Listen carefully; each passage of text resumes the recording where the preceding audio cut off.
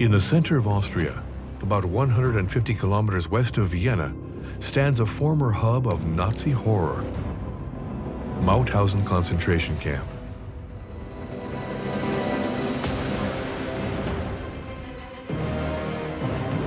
In January 1941, Mauthausen was determined to be a camp of no return. If you were sent to Mauthausen, you were not going to get out. More than half of the 200,000 Europeans deported to this 15-hectare camp did not survive. They were not sent here for work only. Time of work and then time of death. Stone quarries for constructing buildings for the Third Reich, and secret underground weapons factories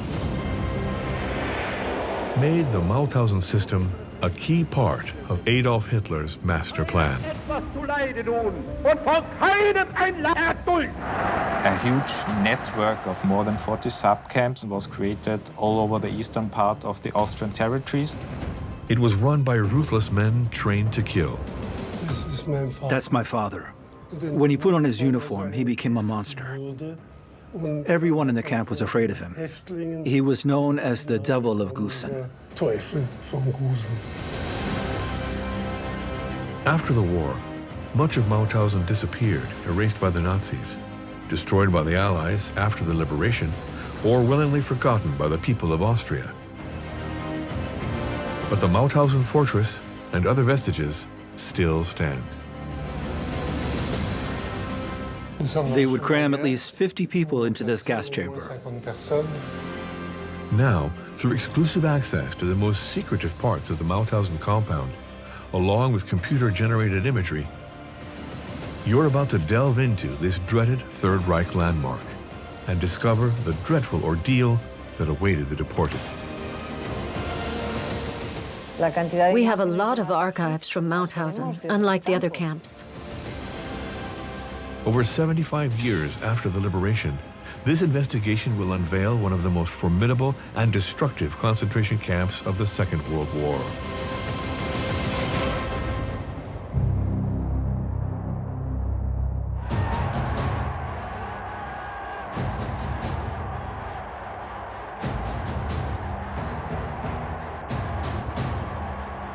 On the eve of World War II, Adolf Hitler sought to build the greatest empire the world had ever seen with the Third Reich.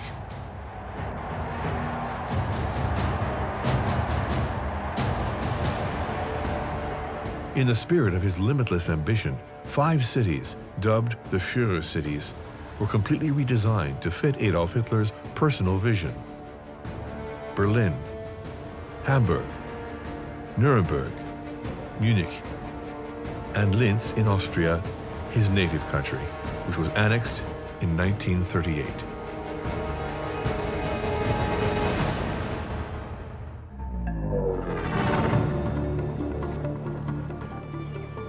Building these gigantic architectural projects required stone, and a lot of it.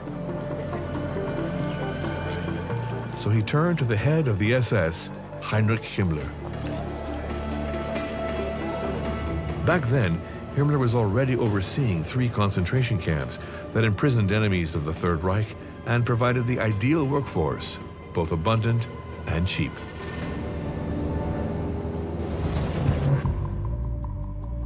After implementing concentration camps in Dachau, Sachsenhausen, and Buchenwald, Himmler decided to build a new one, this time close to stone quarries. It was in Austria, some 22 kilometers east of Linz, that a small, granite-rich village attracted his attention, Mauthausen. Mauthausen has a long history as a stone-producing town, stone-producing region actually, because all around Mauthausen there are also several villages that have stone quarries that had been in use since the 18th century.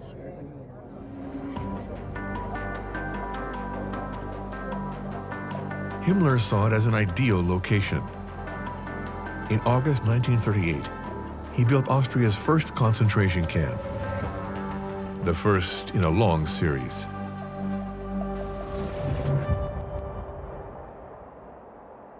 Perched on top of a hill, the imposing fortress of the camp still dominates the local skyline.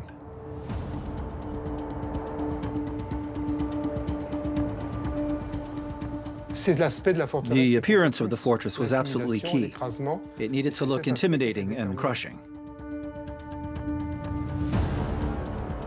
The first camp was built around 4 barracks, 1 for the SS and 3 for the prisoners. But the Third Reich expanded rapidly, and the growing influx of new prisoners meant the camp needed to be continuously expanded. Month after month, the number of SS buildings at Mauthausen grew, along with additional barracks for prisoners brought to the camp from new territories occupied by Nazi Germany. The camp grew beyond its own compound, until finally it covered some 15 hectares. The first prisoners here at Mauthausen actually were Austrians and Germans. Only after, actually towards the beginning of the Second World War, the first political prisoners arrived actually to Mauthausen. We know of more than 40 nation states at that time. War prisoners, political prisoners, people who were deported for their religion, their background, or their sexuality were all funneled into a dehumanizing system as soon as they arrived at the camp. Shaved and stripped, they were crammed into a large room with common showers. Nazi capos stood on the curb that surrounds the area on 4 sides, forcing all the prisoners into the center. In the middle, the water was either freezing or boiling. This shower was not meant to offer any relief to prisoners after their difficult journey. It was meant to inflict suffering. At the exit, prisoners were given a uniform and a number that became their new identity. They were then isolated from the rest of the camp in quarantine to avoid spreading any possible diseases to the other prisoners. They were sent to the showers and then they were disinfected. As part of that, they were put in isolation as a lesson in surrender.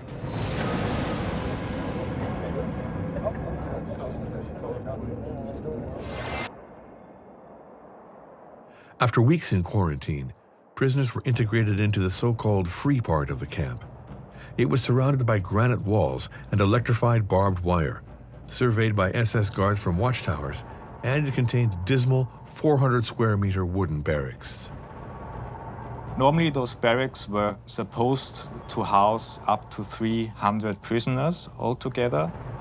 But we know that in several camp parts there were up to 2,000 prisoners housed in one of these barracks.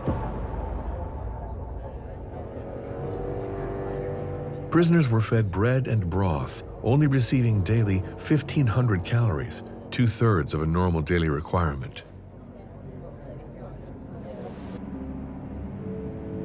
This constant feeling of being hungry seems to be one of the worst parts of the torture prisoners had to suffer here in the camp. But apart from this permanent hunger, this permanent lack of sleep, there was also a permanent state of violence. The SS at Mauthausen, as they did in many other camps, connected just the daily routine of life to torture and to beatings and to murder.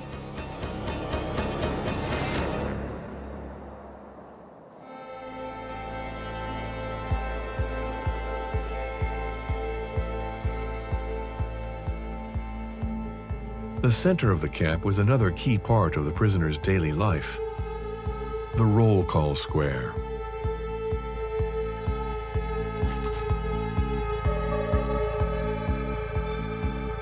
This was where we learned the first torment of the concentration camp world: waiting. We waited for roll call. We waited to go to work. We waited to be fed. We waited to sleep. Always waiting. Take a minute to think about that. The first ill to afflict the deportees was waiting.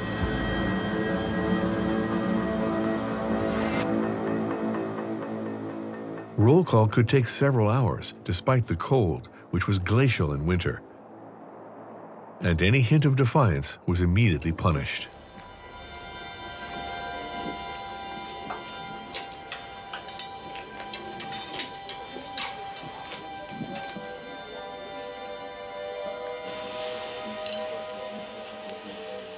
A prisoner would be attached to this chain and left to die. That was the punishment for error. You were left to die.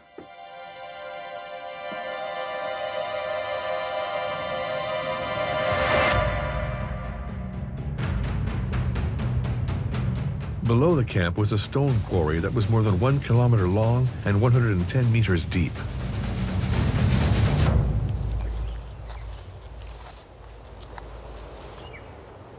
Thousands of prisoners were sent here to work.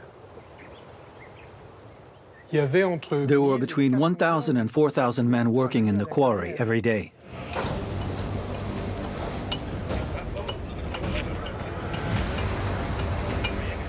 Some of them carved stone, but those who carried it were exposed to even greater risk. It was very dangerous work, and they were oftentimes killed. The work itself was created as torture. They died of exhaustion, and they died from the constant demands from the capos, who always wanted more from them, working them to death.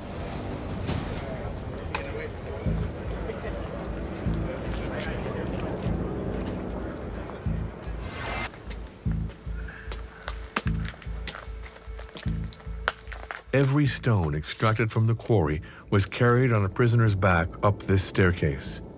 These 186 steps became a symbol of torture.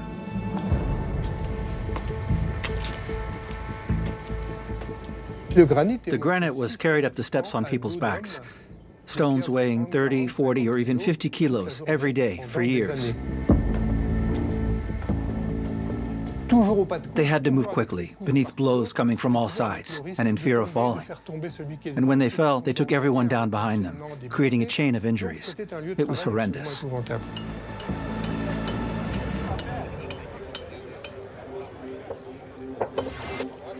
The Waffen-SS were trained to kill people. And their job in the quarry was not to produce stones, it was to produce murder. It was to kill people. It was to humiliate the inmates in the quarry. They combined the violence of the SS project of exterminating people with the project of creating building materials and exterminating people. This is a bad business model, but it is the business model of the SS. The SS regularly made a spectacle out of a prisoner's death. This, the highest cliff in the quarry, was darkly nicknamed the Parachutist's Wall. Men were forced to jump off this cliff. They were told that if they didn't do it of their own accord, they'd be beaten to death. They were then left to contemplate their fate. And given the choice, some of them chose to jump.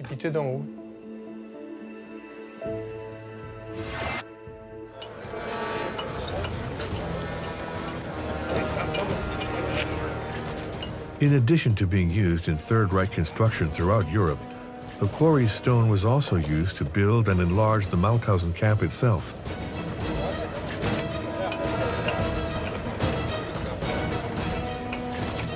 These photos, rare relics in concentration camp history, are some of the only existing images documenting the work.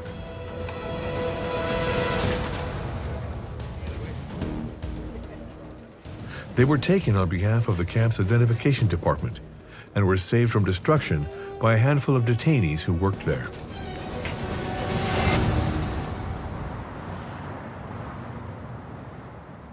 In Spain, at the History Museum of Catalonia, 500 negatives from Mauthausen are carefully preserved in cold storage. They include photos of the liberation, but also 320 photos taken by the SS during the war.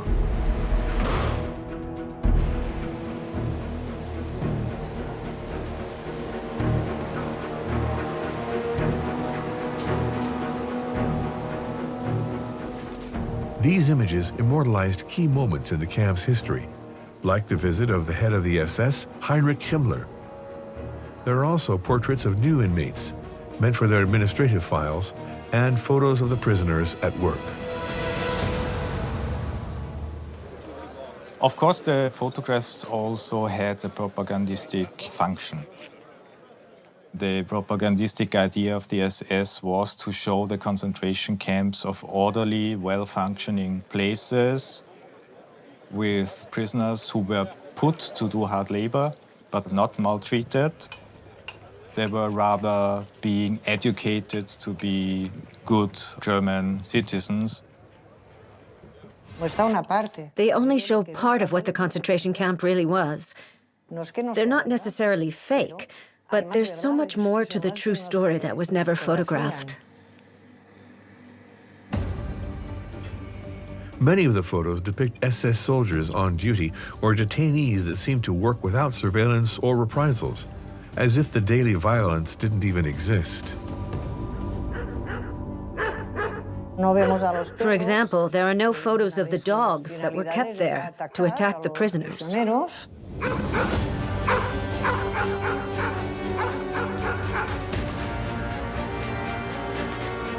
But other photos reveal the true horror of Mauthausen. Photos of abandoned bodies.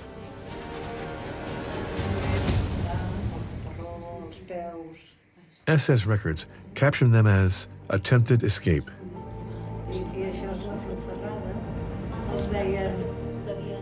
In very few of these cases, it was really an attempt to escape by the prisoners.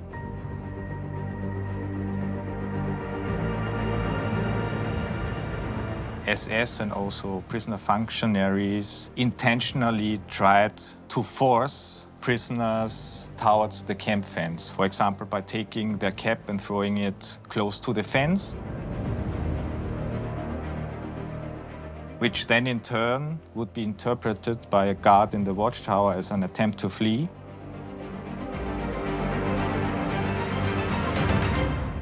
There was no exit, so to say.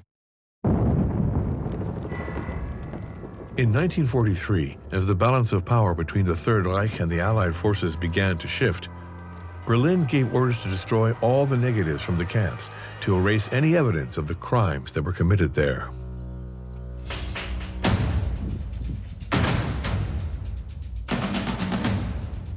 At the time, Francisco Boix, a Spanish political prisoner, worked with a few other detainees in the camp's photo lab. Risking their lives, they decided to save certain negatives from being destroyed. It was sensitive material, an undeniable proof of what had actually taken place in the concentration camp.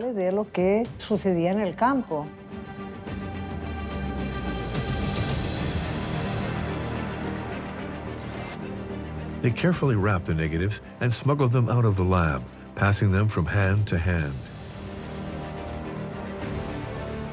While on work assignment outside the camp, they took advantage to hide them until the liberation, with the help of Anna Pointner, an opponent of the Nazi regime. Anna Pointner's house had a wall out back, and they managed to hide packets of negatives in between the stones of that wall.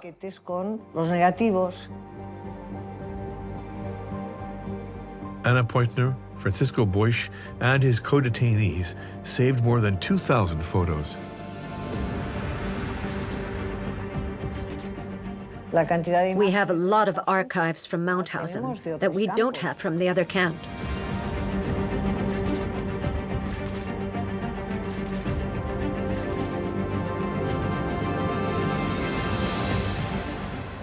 But despite the large quantity of photos saved from destruction, certain sectors of the Mauthausen camp don't appear in any of them. Buildings that are still there today, but which the SS attempted to erase from history. Places specially designed for torture and murder.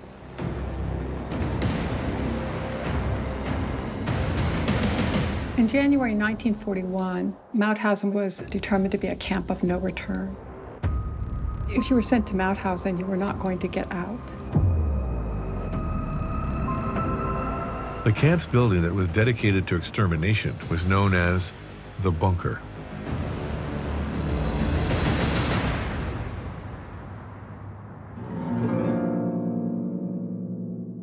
The upper section contained cramped cells meant to hold a specific type of prisoner. Important people were held in those cells. These were specific detainees who had information that the Nazis wanted. They were condemned to death, but while they waited, they were tortured and made to talk. That was the prison.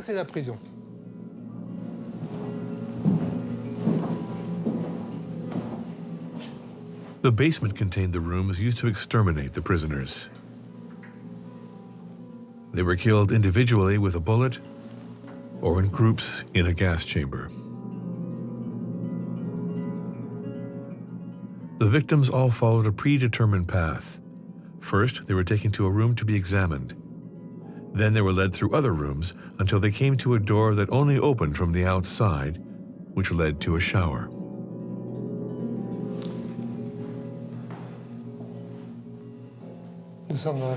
We're in the gas chamber.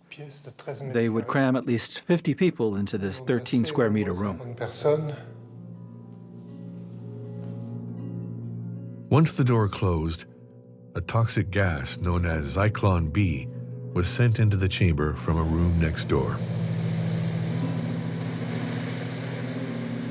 From the moment when the gas was introduced into the gas chamber by a ventilation system, it took between 5 to 15 minutes until all the prisoners were dead. A peephole in the door allowed the SS to watch the prisoners die. A trapdoor allowed them to vent the gas once the deed was done.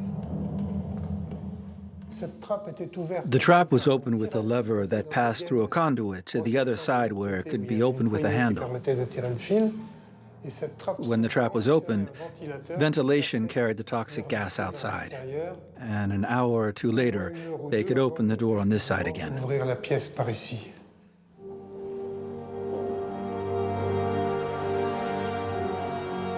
Only 10% of the people who passed through that door came out alive. Those 10% worked here in the gas chambers and the crematory ovens.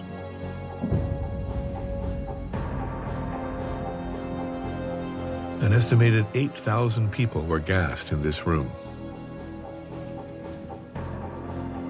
Inside the bunker were also a cold room for storing the bodies, a dissection room for recuperating gold teeth or for carrying out experiments, and crematory ovens. On average, between 150 and 200 cadavers were incinerated every day. The ashes of the dead meant nothing. They were used as fertilizer, as dirt to level roads or burial grounds, or dumped in a public landfill. That's it. That's the great crime of the Nazis. They stuffed their ovens with people, treating them like they were nothing. That's just unforgivable.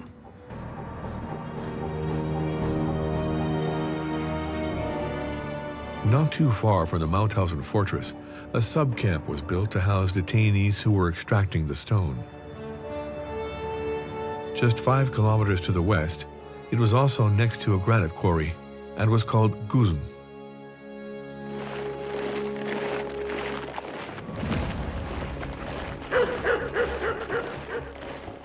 Before the subcamp was built, Mauthausen detainees had to walk to the quarry under SS surveillance. Marching prisoners to and from Mauthausen took up time, and it also killed them before they could do the work that killed them. They decided to build a camp at Gusen in order to improve productivity at the Gusen quarry.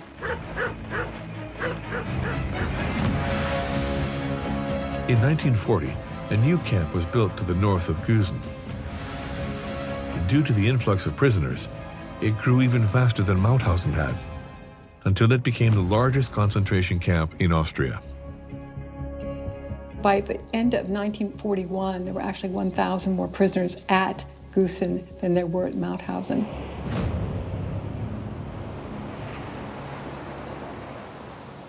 After the war, The Gusen camp was razed.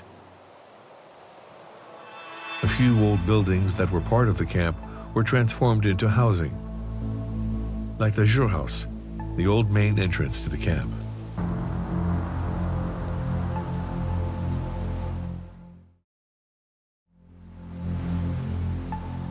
Almost nothing remains of the roll call square. Nothing remains as of the many crimes that happened here. There were 2 gallows for hanging some prisoners. And still remaining is the basement of the kitchen. The granite quarry is no longer used, but the industrial area around it still contains a lasting vestige dating from World War II. A gigantic stone crusher.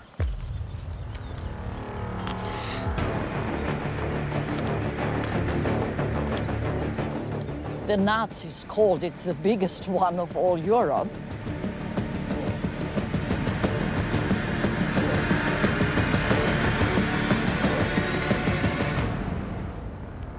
There was an elevator on the backside, and small basins filled the interior of this mill, and they were cut into pebbles. And sometimes humans were cut into pieces inside.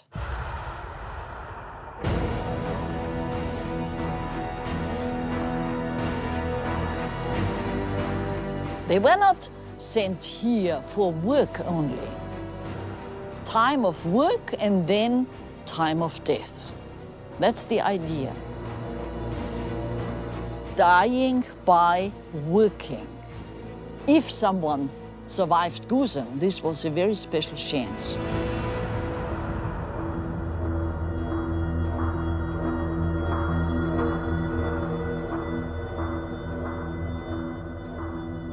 We naively thought those thugs at Mauthausen were the best at perpetrating these horrific acts, but we quickly learned that those at Gusen were even better.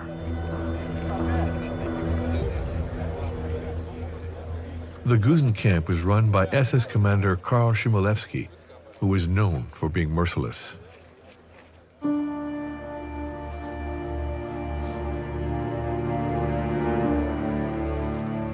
Walter Chmielewski was 11 years old when his parents moved to Gusen.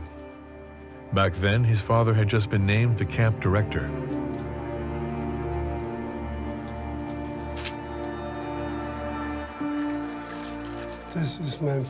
That's my father. At home, he was someone else. But when he put on his uniform, he became a monster. Everyone in the camp was afraid of him. He was known as the Devil of Gusen amongst the prisoners.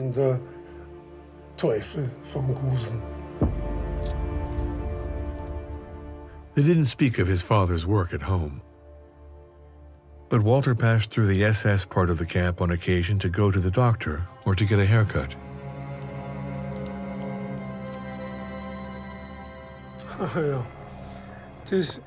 I was about 12 years old in this photo. I had just gotten a haircut. The hairdresser was actually a deportee.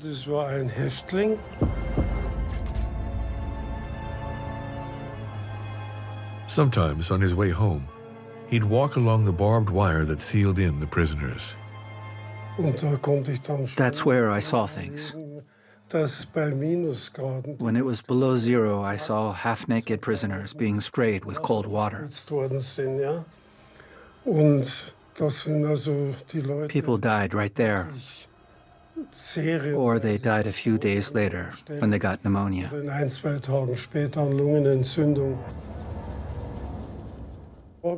One day I asked my father, "Why do you do that? Why do you treat people like that?" And he said, "They're all parasites and criminals who want to destroy the Third Reich. Don't worry, they get what they deserve."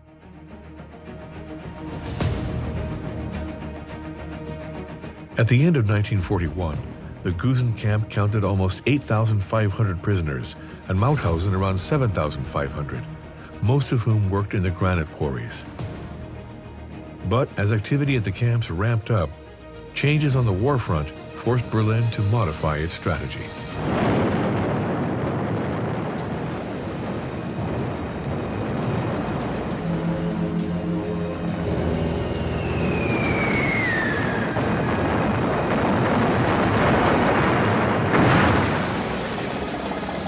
In 1942, combat was raging between the Third Reich and the Russian forces. Hitler demanded that every available resource be mobilized to help arm the Third Reich forces. Deportees from all over Europe were sent to the Austrian camps at Mauthausen and Gusen to participate in the war effort. New satellite camps were formed to train them in what became known as the Mauthausen system. A huge network of more than 40 subcamps of Mauthausen was created all over the eastern part of the Austrian territories, mostly at places where there already was important armament or war industry. Between 1942 and 1943, the Allied air forces carried out large-scale bombings all over Nazi territory. In just a few months, over 200,000 bombs were dropped on Third Reich cities and factories. To protect his arms industry, Hitler had to move all of his factories and hide them underground. Immense subterranean infrastructure was built in record time by Third Reich engineers, using the camp prisoners as workers, at the cost of many lives.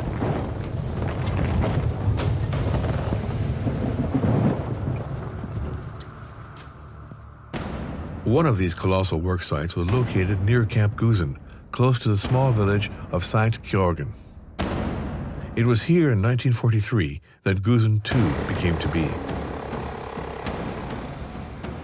Over many months, thousands of war prisoners dug tunnels 40 meters below the earth to create a gigantic underground complex known as Bergkristall.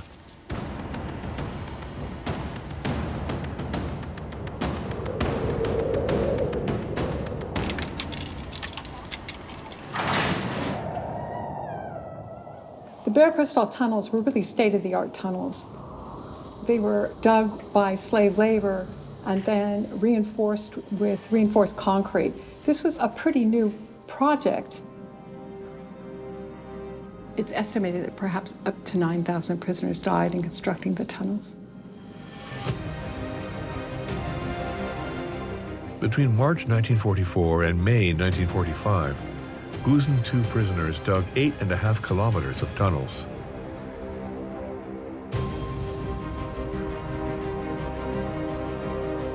While most were destroyed after the war, 2 kilometers of them remain today.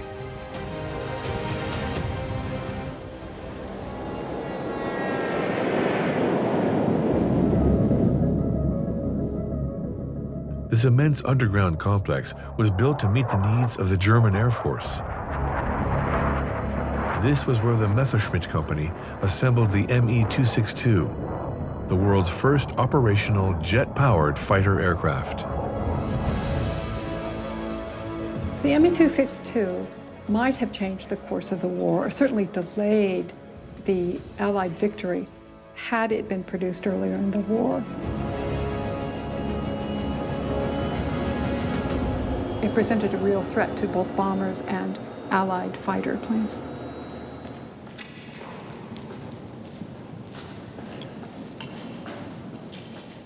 All of the industrial components have now disappeared, having been carried off by the Americans and the Soviets after the war. In total, over 950 Me-262 fuselages were produced here. Approximately 80% of every fuselage ever produced for this type of aircraft was produced by inmates of Gusen II here in this huge underground facility. So it was of extreme importance. It's certainly one of the largest, if not the largest, underground secret weapons factory of the Third Reich.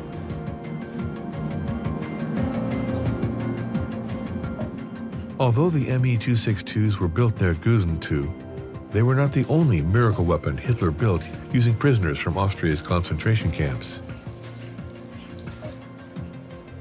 Another weapon in the Mauthausen system captured everyone's attention.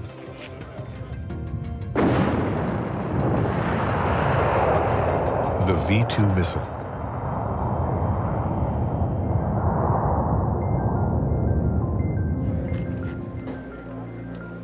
The V2 was actually the first long-range missile ever produced. It was propulsed by liquid fuel. There were some 5,000 missiles altogether produced and used in the war. These 13-ton missiles could carry 800 kilograms of explosives over a distance of 300 kilometers. It was a revolutionary missile, which was designed to be able to strike London from the Netherlands.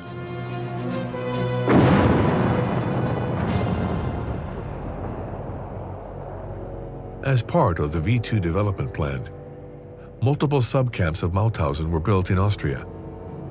Wiener, Neustadt, Ebensee, and the small camp of Redlitz.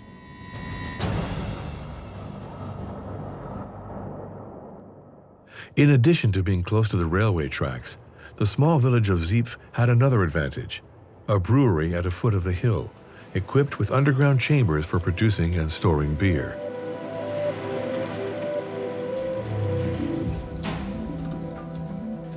In 1943, the brewery was requisitioned by the SS to serve as a secret V2 missile test site, and a new subcamp was built in a neighboring field.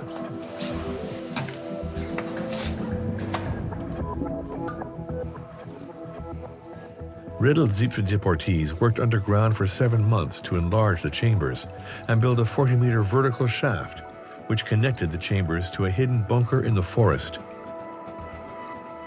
This is where a key piece of the German Army's new weapon was tested: the V2 missile propulsion unit.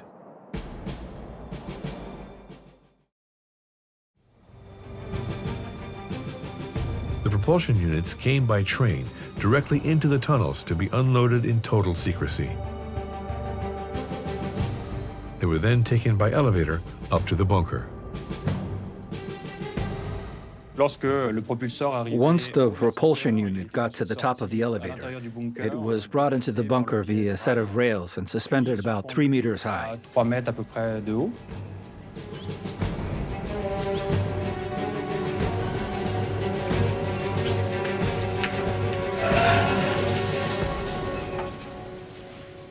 The bunker is still pretty well preserved. You can notably see the rails they used to transport the unit from the elevator to the bunker, and you can see the metal part that supported the propulsion unit. The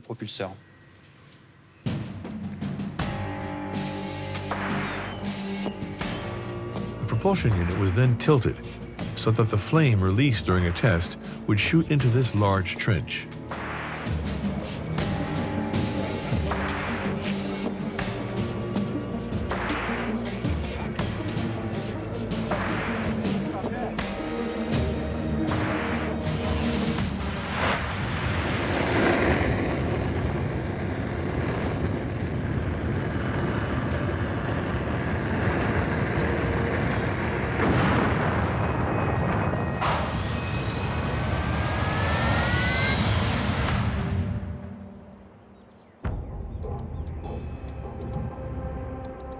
The first test at Siepf took place on May 1st, 1944. Nazi scientists observed the experiment from behind a window in an observation bunker. It was a success. For the SS, it was cause for celebration.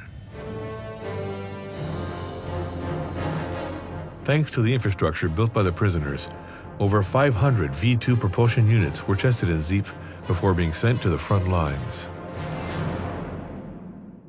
There is a certain irony to it that prisoners had to work on weapons that would be used against themselves and against their nations.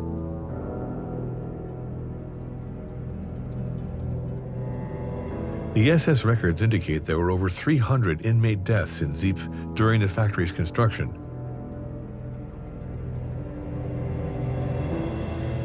Numerous other prisoners, exhausted by the inhumane conditions and rendered incapable of work, were sent back to the main camp in Mauthausen to die.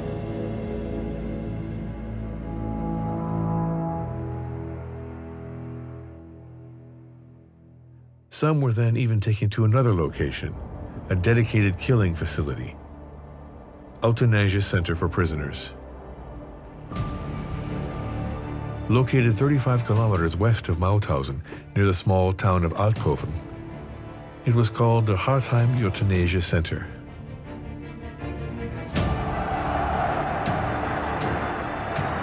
It was built inside a castle that was requisitioned by the Nazis before the war and outfitted for their Action T4 project, which was designed to exterminate handicapped people.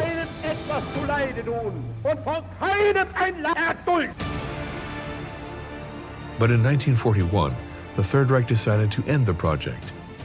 The Hartheim Castle was then dedicated to another, even deadlier plan, Action 14F-13.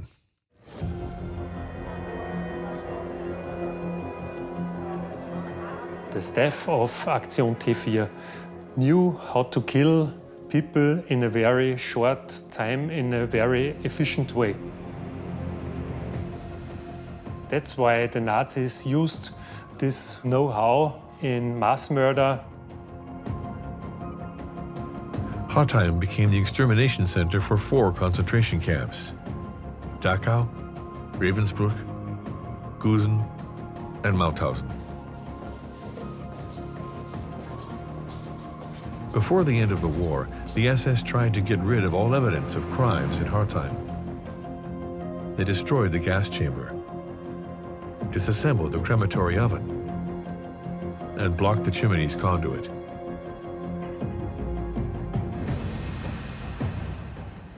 But nowadays, the archive depository is packed with vestiges.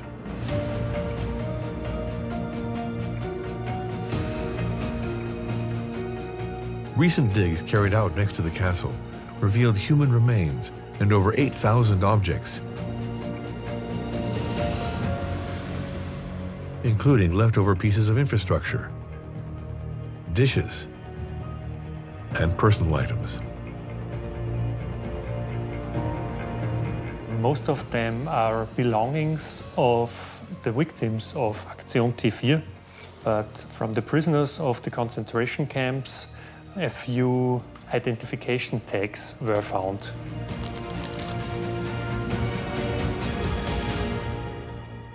Most of the tags are from prisoners from Gusen concentration camps, but also some of Mauthausen concentration camp. Cross-referencing Nazi registers with the plate registration numbers found at the castle made it possible to identify some of the victims who were executed in Hartheim. For example, we have the prisoner tag with the number 8570. Henry Leszczynski, he was a prisoner from Poland at Gusen concentration camp.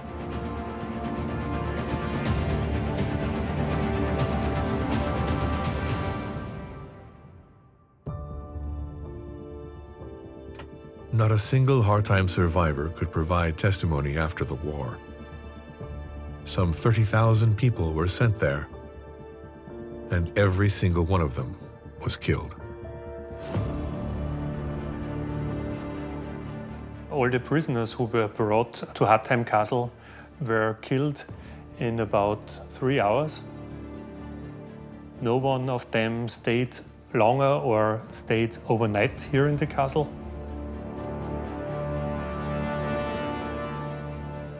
At the end of 1944, Nazi Germany was in disarray, and the Hartheim Euthanasia Center was closed. But the camp at Mauthausen was still active, and the final months of the war there were deadly. Some prisoners were specifically persecuted by the Nazis and knew there was no way they could escape death. Many of them were Slavic and notably Soviets.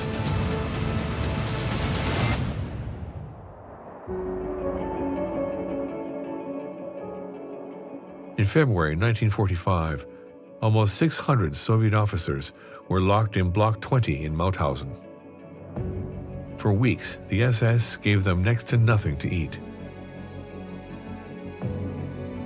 Knowing they were going to die, they decided to make a desperate attempt. One night in early February, they threw wet blankets over the electrified barbed wire and managed to climb over the enclosure wall by killing all Capos and SS in their path. Over 400 of them managed to escape. A mass escape was pretty rare from a concentration camp. It really showed that these Soviet prisoners had no hope. The Mauthausen camp commander mobilized all the local inhabitants to help the SS hunt the fugitives and threatened to punish anyone who helped them. The locals joined the SS in a bloody manhunt, cynically nicknamed the Meerviertel Hare Hunt.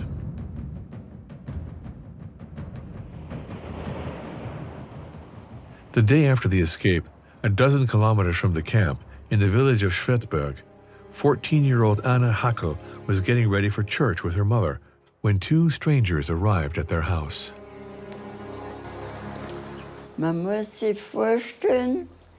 They were scantily clad.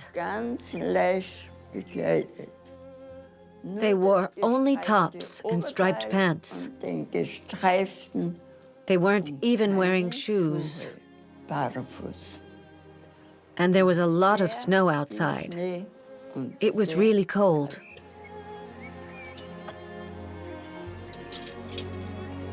The two strangers only asked for some food. But seeing how they were dressed, Anna's mother, Maria, immediately understood that the two men, who were named Nikolai and Mikhail, were escapees from the Mauthausen camp. Despite the danger, she agreed to let them into her home. Much later, they told her why they had thought the family inside that home might have been willing to come to their aid. After fleeing Mauthausen through the forest and the fields, they looked around our house and they saw the cross near the barn. And that made them think they could knock on our door and that we were good people.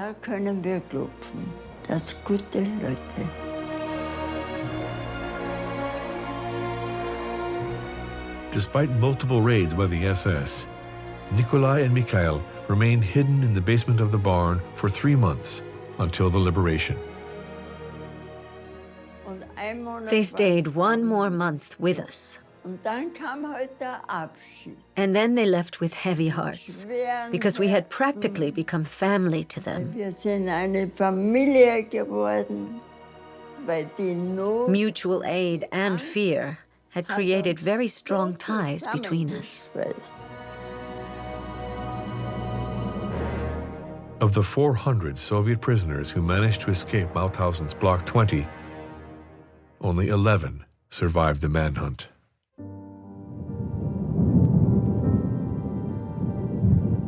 The day after the Soviet forces captured the Reichstag, as Hitler had committed suicide and the end of the war was imminent, the SS abandoned Mauthausen, leaving it to Austrian authorities. 2 days later, the 11th U.S. Armored Division liberated their camp. When they arrived at Mauthausen and Gusen, they were somewhat prepared for what they would see, but nobody could be prepared. They were confronted with a very difficult situation, obviously. Many starving, prisoners close to death, and also at the same time, piles of dead prisoners. It only took 2 days for all the Mauthausen and Gusen subcamps to be liberated, signaling the end of the Nazi hell in Austria. In less than 7 years, the Mauthausen concentration camp system had exploited almost 200,000 prisoners. Of the 200,000, we think 120,000 died. Mauthausen had a reputation as being one of the worst camps in the system.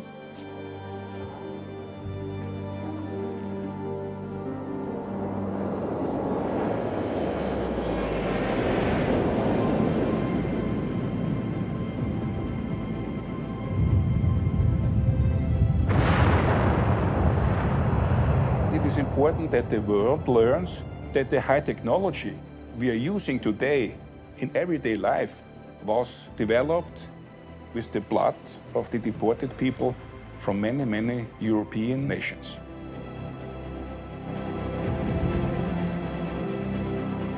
The Mauthausen fortress is one of the only remaining testaments to this dark part of Austria's history.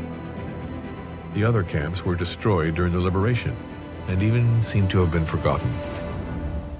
People go to Mauthausen, and just a few ones have the idea there was a second camp of Gusen, because Gusen was dropped. Even the idea, the remnants of Gusen was dropped in Austria. Today, multiple organizations and historians continue to fight to preserve Mauthausen's remains, one of the worst Nazi camp systems that ever existed, to honor those who lost their lives there.